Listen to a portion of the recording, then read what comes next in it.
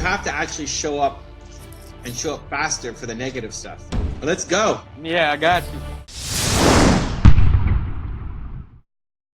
Hey, Evan. The man there, dude. You might be like the most.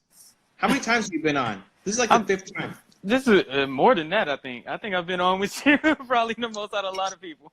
You're almost like my co-host now. Hey, if you ever need one, let me know.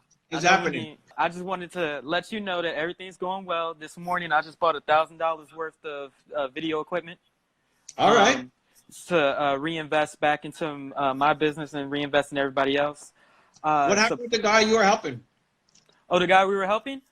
It went well. It's just we ended the contract after we got done. He said that he found somebody else that was cheaper. You know what I mean? What was he doing again? Was he a barber or something? Yeah, he was a barber. All right. Mark Drager says I had bad memory. Jesus. No, it was good. It was good. But the question I wanted to ask you is that right now I'm sitting on the biggest team that I've ever had, where I have 37 members of my company. And right now I'm not paying anyone, but they're like volunteers and stuff like that. And they said, hey, I believe in your vision. I want to help you build it and stuff along that nature. I did have one issue with one of the channels that I've had called Nerd Culture. One of the issues that I had was the people that run that channel have gotten mad at me because I'm changing certain things that I've been doing. You know what I mean? I'm changing certain things that we have been doing operational wise, and they don't like that. They said that, you know, they want to be more involved with those things. But here's the problem. Every time I try to bring new people into that group, they don't want to bring nobody in. They said we have enough people, everything like that. But their watch time on their videos is like 1 minute and 17 seconds. And that's a 25-minute video. Wow, that sucks. Yeah, that's bad. That's bad. So right now, I'm just trying to, figure out what can we do to get it more into suggestive search, because that's how you rank higher on YouTube. Yeah. And I've been taking like video influencers. I know you know who they are.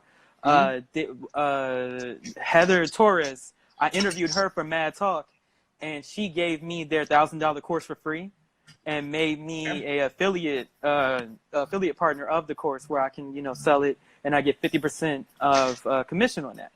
Okay. So I've been reading it, and I've been listening to everything that they've been saying, and a lot of things they've been saying is a lot of things they haven't been doing. Like their meetings haven't been as productive as they should be and everything like that. So that's why we changed everything up. We said, hey, we're going to have to micromanage a little bit to get you guys all trained up to where you need to be. And then we're going to move forward from there and try to go back into like the whole project head thing and everything like that. The issue that I'm having with them is that they kind of tried to ambush me yesterday, where they put me into like a little group chat and said, yeah, we're the original members of this channel, and we're requesting a meeting with you and everything like that about the direction the company's in, because the channel's in a standstill, and everything like that. And look, are these guys a client of yours? No, these guys working with me on my team. They're working with you to what? On my team for one of the channels that we have, because we make you own the channel content. Nerd Culture? Yeah. Okay. And I'm trying to figure out how to fix this, because they're getting mad at me because now I'm like, I let you guys run things the way you wanted to. Now I got to go in and I got to change it, because the Baltimore documentary that we're doing is going really, really well, where we have congressmen who want to be a part of this thing. Who actually owns Nerd Culture? Do you own it yourself, or does you own it personally? It's all under your brand. Yeah. So it's one, communicating,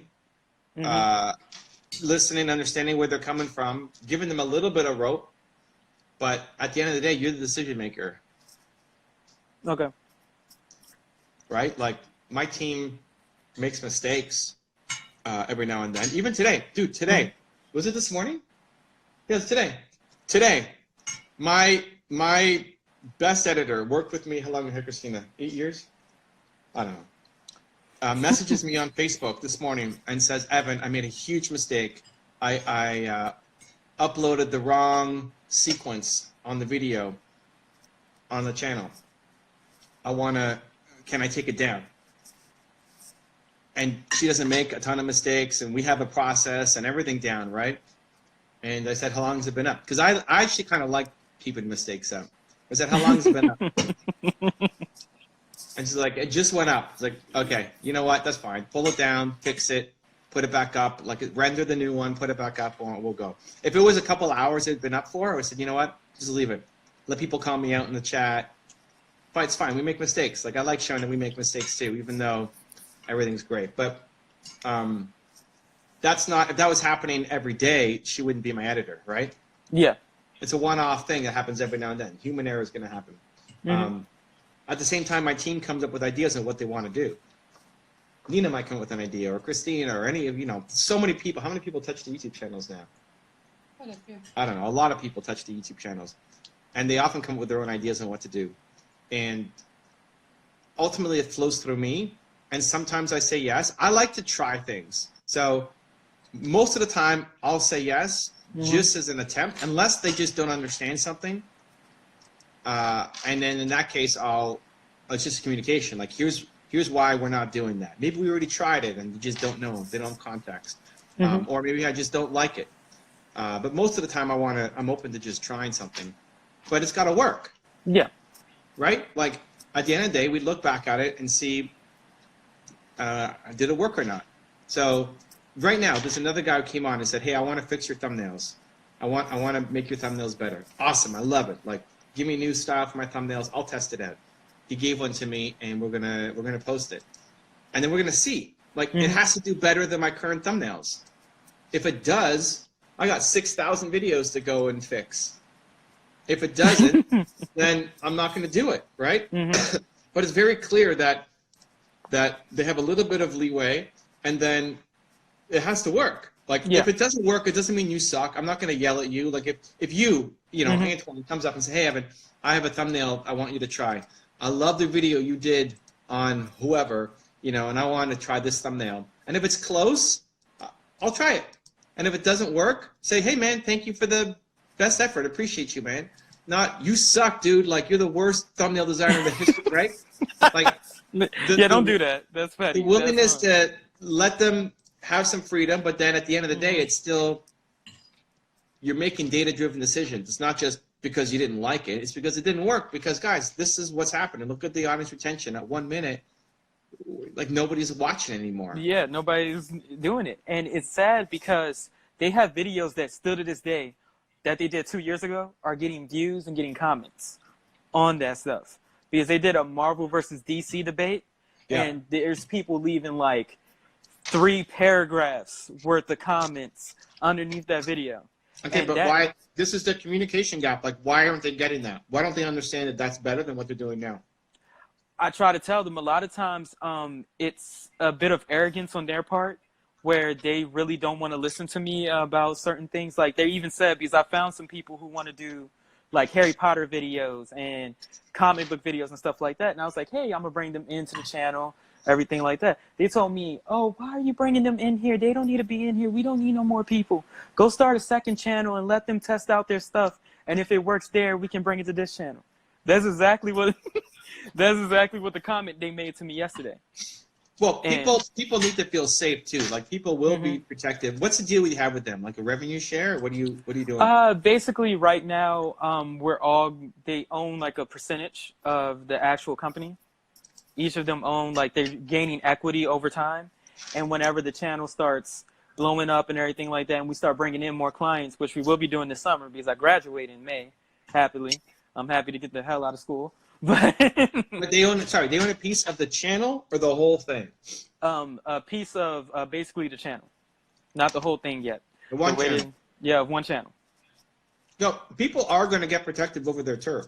Yeah. I understand that. Like, even if I said, hey, Antoine, let's do this co-hosting thing. You and me, every day, IG Live, we'll chat it out. And then I said, hey, Antoine, you know what? I want to bring in, like, 2 more co-hosts. You're going to be a little... It's like, no, I'm not the special one anymore. I ain't gonna lie, I'm gonna feel slighted. I'm like, right? Okay, yeah. Even though I'm not trying to, the intention is not man, I hate Antoine. I need to kick him out, and I'm gonna piss him off, right? Like, it's still positive on your side, but Yeah. they own a piece of this thing. A lot of people would be hesitant to just bring random new people in. So that's where you need to have really good communication, because it's just their insecurities talking. Okay. Right. Yeah, that's why I'm gonna talk it out with them next week. They want to meet up and everything like that, and I'm just gonna really talk it out with them because dude, we've like tomorrow, next week. Yeah, because like you can't let that stuff fester.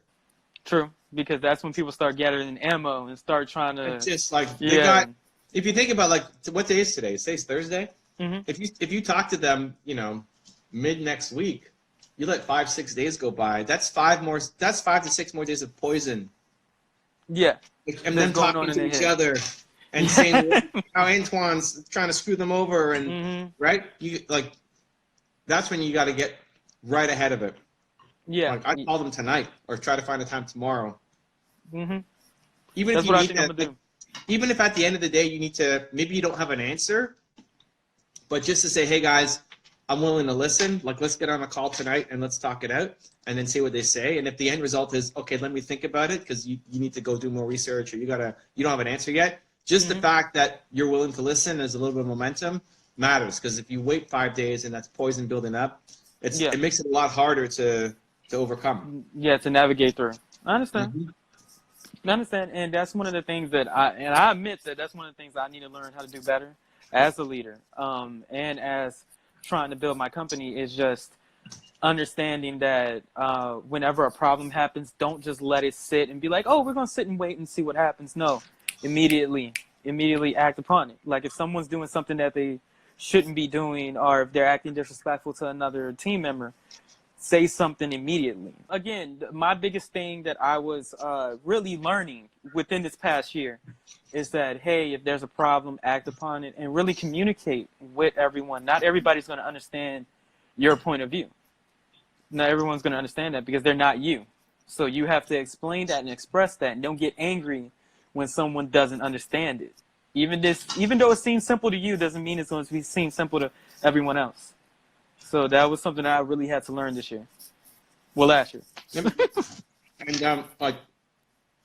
there's a great quote where it's, weddings are optional, funerals are mandatory. Meaning, when something's positive and good and inspiring, that's what we want to lean in on. That's when it's easy to celebrate and say, man, congrats, and that's what you want to do because it feels so good. But you have to actually show up faster for the negative stuff. Yeah. The funerals are optional. Weddings are optional. Funerals are mandatory. So when there's a problem, you have to, like, immediately. A buddy of mine is going through a situation with his wife where they're having some problems, and he's really emotionally affected by it. And I messaged him and said, dude, you wanna have dinner tonight? You wanna meet up tomorrow? Like, ASAP, right away, right? But somebody just got some big win, send a message, but it may not need your immediate attention. So when there's negative issues like that, you gotta be all over it. Yeah. And whether they end up agreeing with you or not, at least the fact that you're willing to listen to them and respect them and hear what's causing their insecurities, what's on their mind. We may not have to agree on it, but at least they don't feel like you're trying to screw them over and you're not listening. Okay. I understand. Yeah, man. You know what I'm about to do, actually? I'm going to take your advice. You're about to call them. You're about to send a message to them. That's it, man. I'm about to call them right now. Next week. Forget that. Yeah. Take care of business. All right. I'm about to do that. But thank you for all the advice, Evan. I appreciate it. Good luck, Antoine. See you in another 6 months. We talked about this, right? Like May. That's around my birthday. Is it like the 17th? When do you graduate? What day? May 23rd, I believe. It might be earlier than that. I was 3 days earlier. Okay. My birthday's May 20. May 20? So okay. I thought I had 3 days in my head. I just went early instead of late. Anyway, cool, man. Cheering you on. Good luck. Thank you. I'm going to definitely visit you in Toronto this summer. Let's go. Yeah, I got you. I'm going to come up there. I'm telling you. I'm going to sneak up on you. You ain't even going to see it come. You'll be like, oh, there's Antoine. I don't know. Just Nina can be very violent if she's scared. So if you sneak up on me She's not happy. She's giving me the look. Listen, if you sneak up on me and we don't know who it is, just be prepared for a karate chop to the neck. All right. Well, I can't fight, so I admit I can't fight. You know what I mean? I admit. So y'all gonna win. Have a great day. Much love, man. Good luck. Thank you. If you have a podcast or interview show and want me to be a guest on it, I have two options for you. There's a link right there next to me. Go click it, and I look forward to being a guest on your show.